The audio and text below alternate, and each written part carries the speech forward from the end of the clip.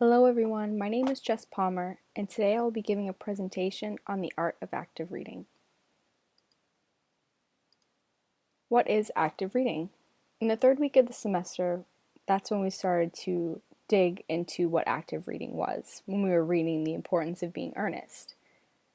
When learning about active reading, we discovered that it's much more involved.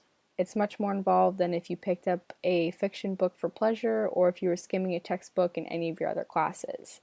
I know for me personally that in most of my college classes, the required reading I would just skim and I wouldn't get as much as I would have if I had just, again, actively read. Active reading brings more attention to the text. It allows the reader to see what lies beneath the words on the pages. It allows the reader to see what else is there. It helps them notice what thoughts come to mind and what resonates with them, and how, in turn, those thoughts and feelings and quotes or phrases or plot points that resonated with them could help them with future assignments. Active reading helps develop a more well-rounded perspective on the text itself. How can you read actively? Well, we read physical books, we read ebooks, and obviously there's a difference there, but there is tools for both kinds of reading. So if you have a physical book, grab a pen and a notebook. These tools can help you jot down feelings, quotes, plot points, anything that jumps out at you, anything that resonates with you, anything that helps you have a better understanding of the story. And for ebooks, you can highlight. Kindle and Nook both have great tools that can help a reader highlight whatever quote or phrase. And actually, when you do highlight a quote or a phrase, it prompts this little box that you can just type in whatever notes that are important that you don't want to forget.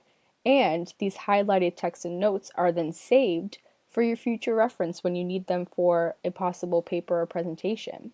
So, again, we find that when we read actively and we save these notes or we have a notebook handy, we can reflect back on what we saved or what we thought would be important, and which could potentially really help any future assignment that we may have in a class. Also, another idea that I've been kind of doing on the side is creating writing prompts. So I'll grab a notebook, write down some writing prompts, and I threw up some examples up here for you guys that I've used in the past that really helped create more thought-provoking ideas and opinions. So when I would write a paper, it seemed more genuine.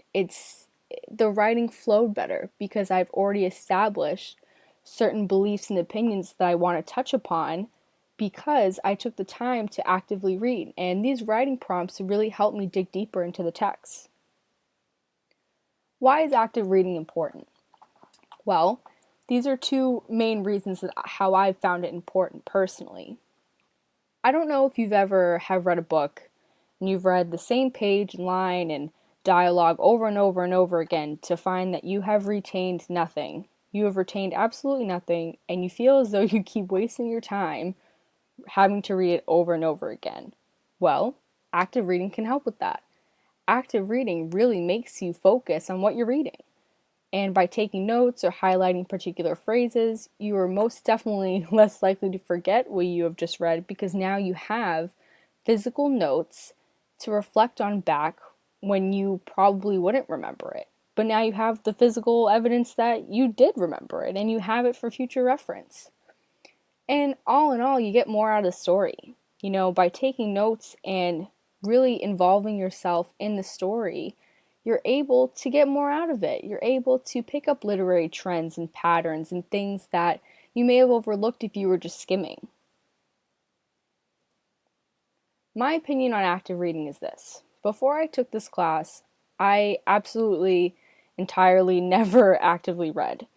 In most classes such as science or history, obviously I would write down, bolded definitions or, things that I thought would be on a future test. But in an English class, I never thought to do that. I never thought to write down what I found interesting or what literary pattern stood out to me. And in doing so, it has greatly changed my reading experience. It has most definitely improved my writing skills. And again, going back to the writing prompts, by kind of taking this active reading, I took it and created my own thing. I made it something more personal for me, a tool that worked for me and helped develop my opinions and beliefs even further, which helped me develop better papers, better presentations. Active reading has now become a ritual for me when I pick up a book in any English class. And so, for those who are really tech savvy and really kind of involve their reading in the technical world, I have some tech tools for you.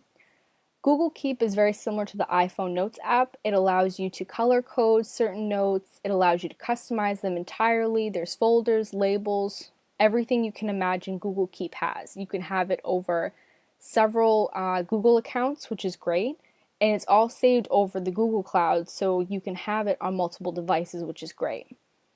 Evernote in particular is something that I use and have used since I was even in community college. It's a web program as well as an app which can be used across a multitude of platforms. So if you're an iPhone user, you can have it on your iPhone, your iPad, MacBook, iMac, and same for Android users. Evernote is great because you can create notebooks for each class, which in turn allows you to have several notes that are only in that notebook. So you don't lose any notes, no notebooks get meshed together, no notes get lost. They're all in one place and you have them for future reference, which is great. So if you are like me and you're an organized freak, I definitely recommend Evernote because it's foolproof in my opinion.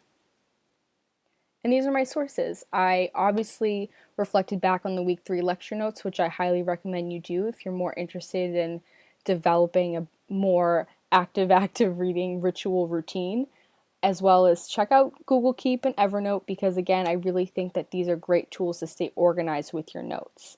If you have any questions, please let me know. And thanks so much for listening to my presentation.